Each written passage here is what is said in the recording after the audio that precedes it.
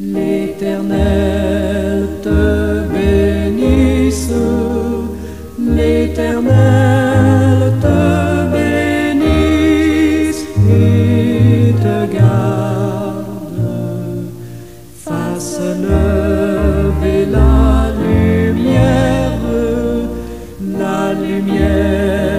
de sa face sur toi, use de grâce envers toi et te donne la paix, et te donne la paix.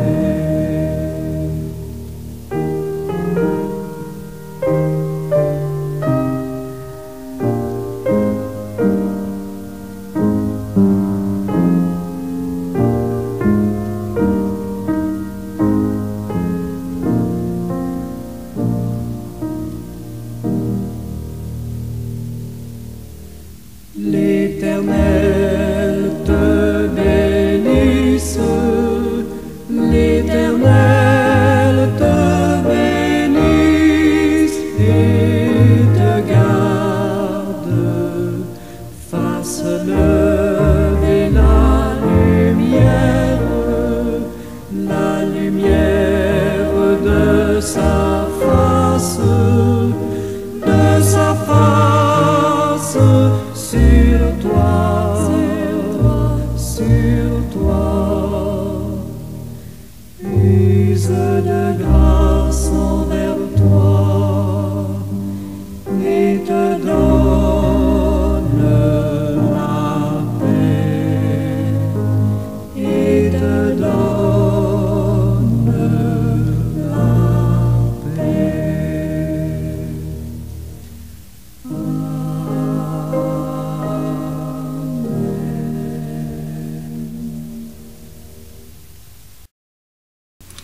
Seigneur Jésus, Dieu de toute éternité, je viens devant toi aujourd'hui avec un cœur soumis, humble et ouvert. Entre tes mains pleines d'amour, de grâce, de miséricorde et de pardon, j'abandonne tout ce que j'appelle le mien. Mes peurs, mes désirs, mes possessions, mes passions, je les dépose à tes pieds et à tes pieds seulement. Je te demande encore une fois, très cher Seigneur, de faire de moi un instrument de ta volonté.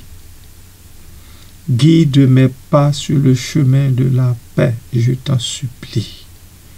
Fais-moi cette grâce, que chaque jour qui passe, je devienne de plus en plus un instrument de paix.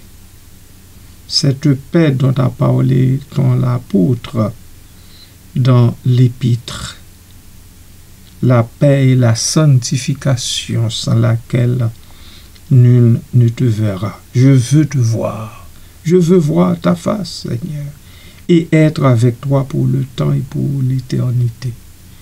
Voilà pourquoi te demandais-je encore une fois de faire de moi un instrument de paix.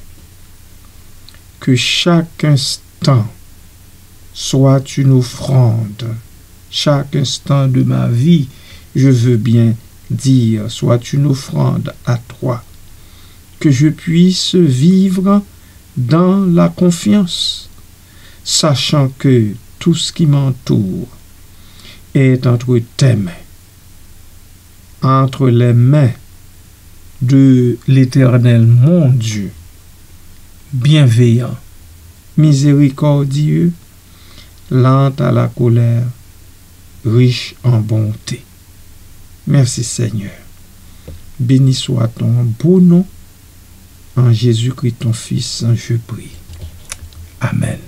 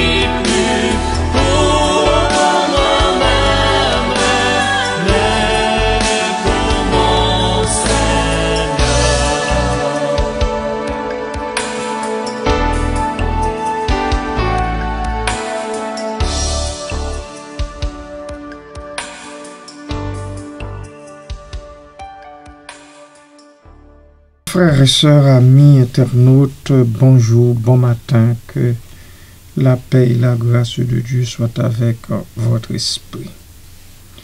La mort de Simon le Zélote. Simon le Zélote est un des 12 apôtres de Jésus mentionnés dans les évangiles canoniques. Entendons-nous bien, quand je dis évangile canonique, il s'agit de Matthieu, Marc, Luc et Jean. Il est généralement identifié comme étant le même personnage que Simon le Cananéen ou Cananite, mentionné dans les évangiles de Matthieu et de Marc. Concernant sa mort, les sources bibliques ne donnent pas d'informations précises. Les évangiles canoniques ne décrivent pas la mort de Simon le Zélote, et même les actes des apôtres, qui relatent les débuts de l'Église primitive, ne donnent pas de détails sur son sort. Les informations sur la mort de Simon le Zélote proviennent principalement de traditions postérieures et apocryphes qui peuvent varier selon les sources. Voici ce que rapportent généralement ces traditions. Selon la tradition la plus répandue, Simon le Zélote aurait été martyrisé. Il aurait été crucifié en Égypte ou en Perse, ou parfois en Grande Arménie selon certaines sources, pour avoir prêché le christianisme. Certains textes apocryphes comme l'Apocalypse de Simon le Zélote ou d'autres traditions orientales évoquent son martyre, mais ces récits sont tardifs et considérés comme peu fiables historiquement parlant. Selon la tradition catholique, il a trouvé une fin violente. Il aurait été scié en deux. Il y a également une tradition qui le fait mourir paisiblement en Égypte, mais cette version est moins courante. Il est important de noter que Simon le Zélote est souvent confondu avec d'autres personnages bibliques nommés Simon, comme Simon-Pierre ou Simon l'apôtre dit le Cananéen. Les détails de sa vie après la résurrection de Jésus sont très mal connus. Il est fêté le 28 octobre dans le calendrier liturgique catholique, en même temps que Jude Thaddée, avec qui il est souvent associé. Cela dit, la réponse doit être nuancée et précisée que les informations sur sa mort sont incertaines et proviennent principalement de traditions tardives plutôt que de sources bibliques fiables.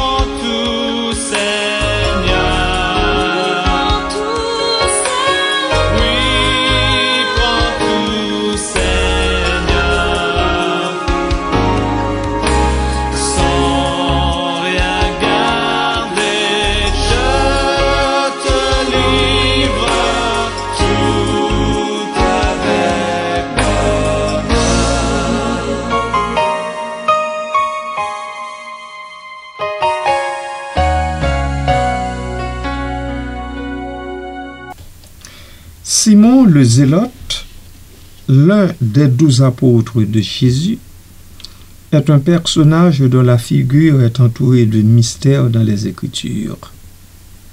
Les évangiles canoniques, Matthieu chapitre 10 versets 1 à 4, Marc chapitre 3 versets 16 à 19 et Luc chapitre 6 versets 12 à 16 le mentionnent brièvement sans préciser son origine ni son rôle avant sa vocation.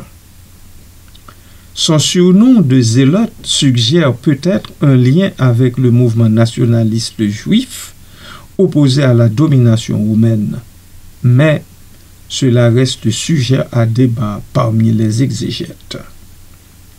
Les textes bibliques n'évoquent pas la mort des apôtres, y compris celle de Simon. Les informations disponibles en proviennent de traditions tardives et apocryphes, souvent contradictoires. Toutefois, je vous donne les principales versions. Selon une tradition rapportée par des auteurs ecclésiastiques comme Épiphane de Salamine, IVe siècle, ou Hippolyte de Rome, IIIe siècle, Simon aurait prêché l'évangile en Égypte, en Cyrénaïque ou en Perse. Il aurait été crucifié vers l'an 65, victime de persécutions pour sa foi chrétienne.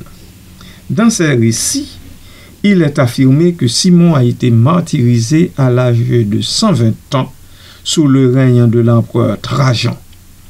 Il était possiblement crucifié ou brûlé vif sur un bûcher en Arménie.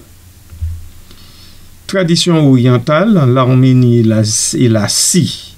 D'autres sources, comme arméniennes, notamment arméniennes, comme le livre de la foi de la Sainte Église arménienne, le font martyriser en Grande Arménie, partageant le sort de Jude Thaddée, son compagnon d'évangélisation. Dans certaines versions, il aurait été scié en deux. Version pacifique, une minorité de traditions moins répandues suggère qu'il serait mort de cause naturelle en Égypte sans subir de martyre.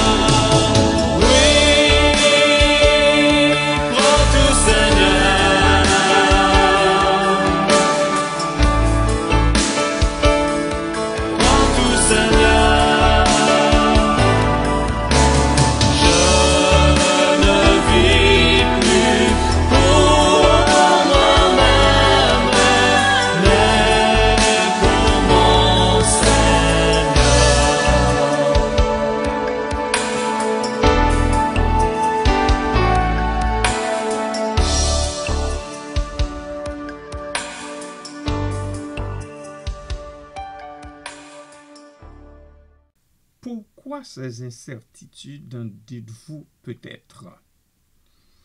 Je vous réponds en disant ceci. Les Actes des Apôtres, seul livre du Nouveau Testament décrivant le ministère apostolique après Jésus, ne mentionne tout simplement pas Simon. Deuxièmement, les récits apocryphes comme l'Apocalypse de Simon le Zélote ou les Actes de Simon et Jude datent du IIe siècle ou plus tard et mêlent légende et histoire. 3. Les conflits entre les termes zélote, zélateur de la loi, et cananéen en araméen cana, signifient zèle, ont alimenté les confusions avec d'autres Simons dans les évangiles. Cependant, l'Église catholique en fait Simon le Zélote et Jude Thaddée le 28 octobre, associant leur mémoire à celle d'autres apôtres dont les destins sont un peu documentés. En résumé, si la mort de Simon le Zélote reste inconnue avec certitude, la tradition chrétienne a retenu l'idée d'un martyr sanglant reflétant le courage des premiers témoins du Christ. Cette figure incarne l'appel universel de Jésus, rassemblant des personnalités aussi diverses qu'un zélote et un publicain Matthieu pour annoncer l'évangile de la grâce. Ces histoires reflètent le prix élevé payé par les apôtres dans leur dévouement à l'Évangile.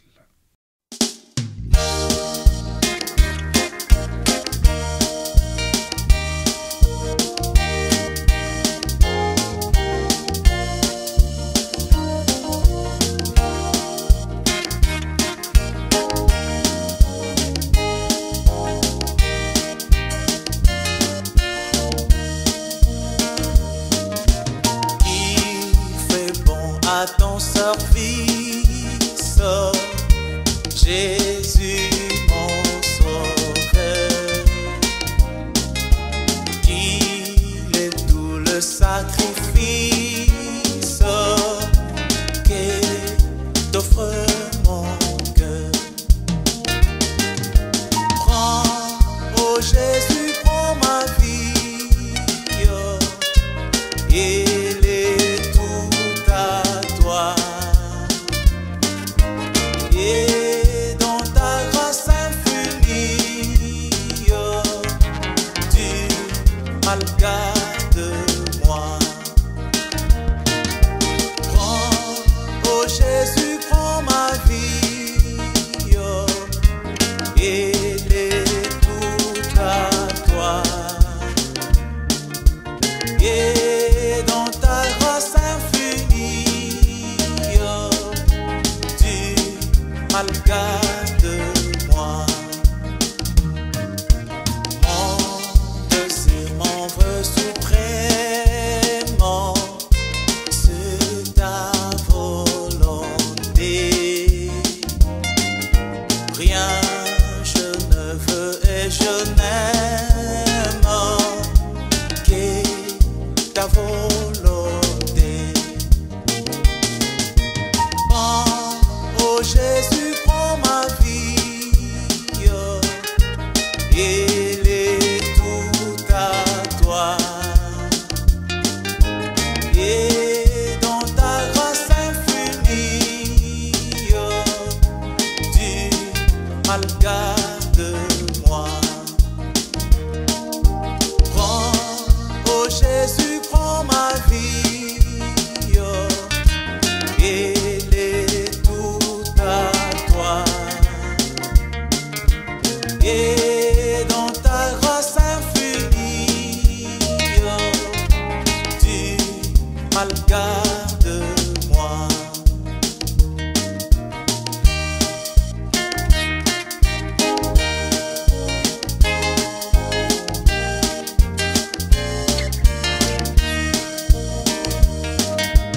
Comme l'ange au vol rapide, je veux te servir.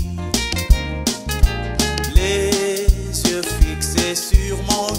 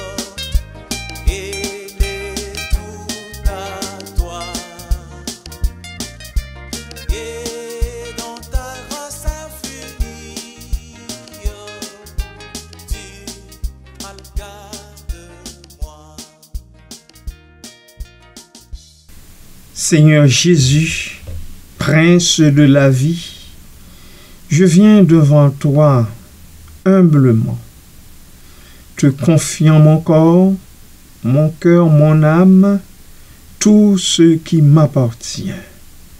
Parce que je ne peux rien garder pour moi-même. Je suis tellement infirme.